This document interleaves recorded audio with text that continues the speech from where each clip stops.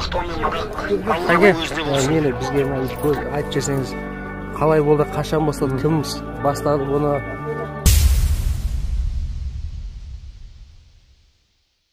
Барлық мақтау мен мадақ бүкіл әлемді жоқтан бар еткен, сіз бен бізге бақ берген, денсаулық берген, ұрпақ берген, 18 мың әлемнің иесі болған, басталусыз, аяқталусыз, мәңгі тірі, мұқтажсыз Алланың өзіне болсын.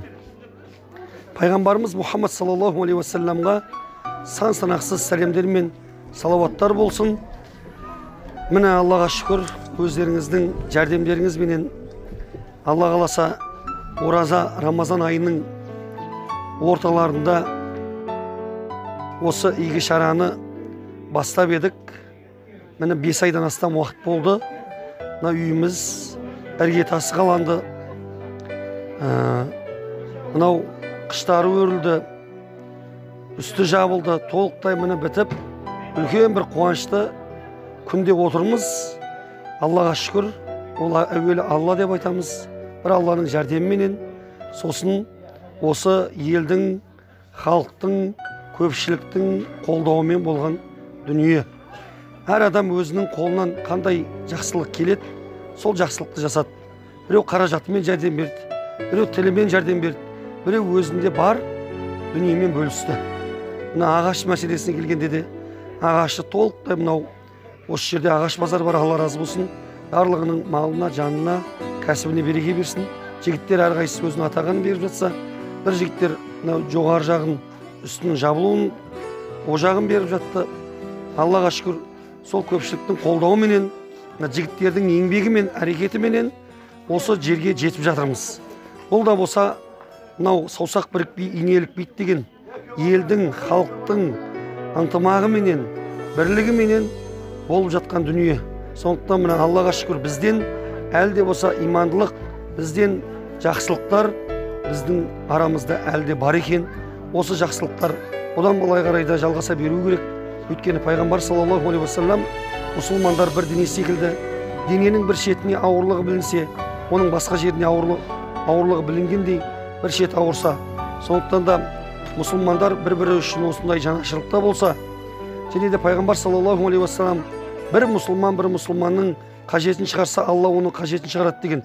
Сондықтан осы жасап жатқан, осыған үлес қосып жатқан әрбір азаматқа Алла субхану ва тағала өзі қажетін өтеген болсын. Қай бір мұсылманға жәрдем берсе, Алла оған жәрдемші болады деген. Сондықтан Алла оған жәрдемші болсын. Сондықтан да бұл жақсылық, садақа бәлені қайтарады деген. Сондықтан саған біреуден алған нәрсең емес, сені біреуге берген нәрсең бай қылады деген атам қазақтың сөзі бар. Сондықтан иншалла Алла субхану ва тағала пейілдеріңе берсін. Алла тағалам айдан аман етсін, жылдан түгел етсін. Тыңдағандарыңызға Алла разы болсын.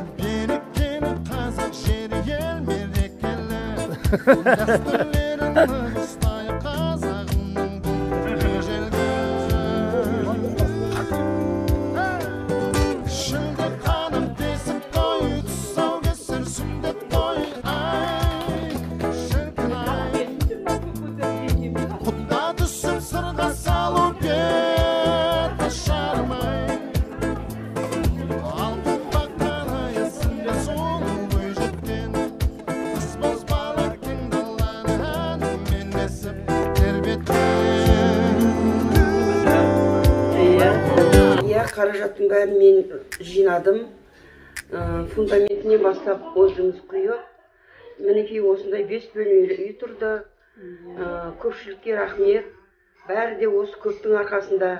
Біреу шатырын әперіп жатыр, біреу ағашын әперіп жатыр. Мінекей сол көптің арқасында көптеп көмектеп осындай үй бітіп, бүгін той жасап, құдай жасап отырған жағдайымыз бар. Осы үй құтты бола берсін.